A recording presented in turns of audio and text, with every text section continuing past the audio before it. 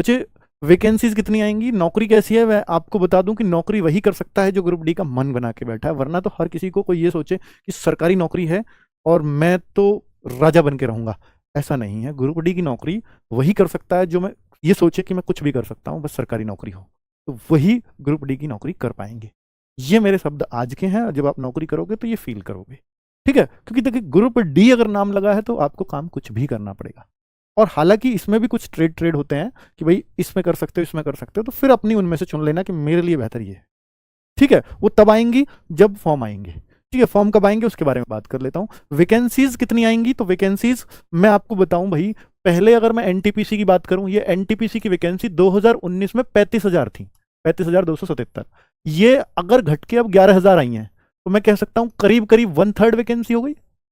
ऐसे ही औरों में रही हैं, यही रेशो होता रहा है। तो एनटीपीसी और ग्रुप डी को मैं बहुत हद तक कंपेयर करता हूं कि जो इसमें हुआ है वही उसमें होगा। हालांकि इस वैकेंसी की बात चल रही है कि बढ़ के 20,000 होने वाली है, पर जब तक नहीं होंगी तब तक हम कुछ नहीं कह सकते। दूसरी बात है बच्चे, पिछली बार 1,03,769 पोस्ट थी, किसकी, ग्रुप डी की 1,03,769 पोस्ट थी।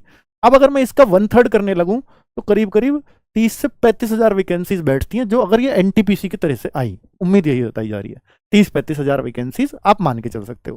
हालांकि अगर एनटीपीसी की बढ़ सकती है तो बढ़ वो भी सकती हैं। बढ़िया इसलिए रही हैं, मुझे जो लगता है यार ये हर साल इन्होंने वादा किया था, सोच करके देखो एएलपी की जनवरी आ गई, जनवरी में वैकेंसी आई थी, अब पता लगता है एएलपी का पेपर ही दिसंबर जनवरी में होगा, तो क्या अगले साल एएलपी की वैकेंसी आ पाएगी जनवरी में, तो आप कहोगे नहीं। अगर एएलपी नहीं आ पा रही तो फिर सीधी सी बात है सारी वैकेंसी उस हिसाब से लेट होंगी, तो ये अगले साल प्रोसेस रिपीट होगा ही नहीं, रेलवे का हो ही नहीं पाएगा। अगर हो पाता तो टाइम से वैकेंसीज आती, टाइम से एग्जाम होता, जो उन्होंने स्लॉट्स दिए थे उनमें एग्जाम होता। तो मुझे ऐसा लगता है कि ये पहले जो निकाली गई थी, या पहले जो सोच रहे होते हैं ये कि 1 साल के हिसाब से दें, बाकियों को अगले साल ऐड कर लेंगे, फिर इनको लगता है प्रोसेस लेट है तो बढ़ा देते हैं इसमें, क्योंकि 2 साल अब वैकेंसी नहीं आने वाली। तो इस वजह से ये हर किसी में आप देख रहे हो कि रेलवे में जितनी भी कैलेंडर में वैकेंसीज आ रही थी सब में पदों की वृद्धि हो रही है। तो पहले चूंकि ये सोच के 1 साल के हिसाब से निकाली गई थी, और मुझे लगता है कि अभी दूसरे साल को इसमें खींच देंगे, ठीक है। चलो ये मेरा अपना अनुमान है। कब तक आएंगी वैकेंसी, तो वैकेंसी का टाइम अक्टूबर से दिसंबर है, पर आप अक्टूबर को बिल्कुल मत मानना, क्योंकि भाई जैसे इन्होंने जुलाई टू सितंबर एनटीपीसी का दिया तो सितंबर में आई, तो अब जाहिर सी बात है कि दिसंबर की ही संभावना रहेंगी। चलो तैयारी के लिए कितना समय मिलेगा, तो भाई एग्जाम में तो ऐसा लगता है कि आराम से कितना भी जल्दी कर ले, फिर भी आपको अगर दिसंबर में भी आती है तो 5 से 6 महीने लग जाएंगे। इसका कारण है कि अगर ये जैसा टाइम इन्होंने दिया है, एएलपी का भी शुरू कराएं, टेक्नीशियन का भी लेंगे, है ना, और फिर उसके बाद एनटीपीसी कराएंगे, फिर ग्रुप डी पे आएंगे, तो कम से कम 5-6 महीने तो आपको आराम से मिल जाएंगे दिसंबर के बाद। अब से तो ज्यादा है, पर अगर आप टारगेट अभी से करके बैठे हो ग्रुप डी को, तो फिर इससे बेहतर कुछ नहीं हो सकता। या आप ये मानते कि और जगह तो मेरी एज नहीं है, या मेरी हाइट नहीं है, या मैं उतना एलिजिबल हूं ही नहीं, तो फिर वो ग्रुप डी ही बच्चा फोकस करता है, तो वो अभी से करे फिर, ठीक है। तो उनके लिए भी फायदा रहेगा।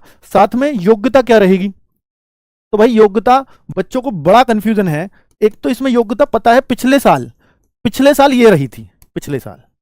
अब बहुत सारे बच्चों को ये होगा कि सर अब की बार, पिछली साल नहीं पिछले बार कहूंगा मैं, पिछले बार, साल थोड़ी है 2019 में वैकेंसी आई है, तो पिछले साल तो नहीं कह सकता। तो भाई अब बीच में कुछ आया कि आईटीआई भी हो सकती है अब 10th में, तो मतलब इसमें रेलवे ग्रुप डी में, पर इसका मैं आपसे कह रहा हूं कि काफी विरोध होगा, इतने आराम से सरकार कर नहीं पाएगी।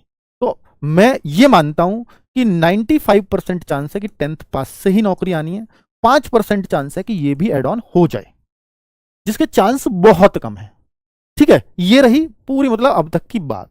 अब एज कितनी लेते हैं, तो एज आप जान लीजिए 18 से 33 नॉर्मल एज लेते हैं, पर चूंकि एनटीपीसी में देखा उसमें भी यही लेते थे ग्रेजुएशन लेवल वाली में, तो 3 साल साफ लिख के दिया है नोटिफिकेशन में कि कोविड की वजह से दिया जा रहा है, कि कोविड के बाद पहली वैकेंसी है। तो इसमें भी जनरल कैटेगरी के लिए, ईडब्ल्यूएस के लिए 18 से 36 होगी, ओबीसी को 18 से 39 होगी, एससी एसटी को 18 से 41 होगी। क्लियरली ये बात समझ में आ गई। अब बच्चे, बहुत सारे बच्चे कह रहे होंगे कि सर अगर आपका कोर्स लें और आप 5% ही बता रहे हो आईटीआई के चांसेस हैं, तो मैं आपको विश्वास दिलाता हूं कि भाई आप केवल 10th है, आईटीआई नहीं है, और आप कोर्स परचेज कर लेते हैं। बहुत सारे बच्चे लगातार कह रहे थे, तो मैं आपको अगर मेरे शब्दों पे भरोसा हो, क्योंकि मैंने जो बात बोली वो हर चीज़ पूरी की है, तो भाई आईटीआई वाले बच्चों के लिए अगर वो कोर्स ले भी लेंगे तो मैं उनका किसी और कोर्स में कन्वर्ट करा दूंगा, अगर आईटीआई आ गई तो।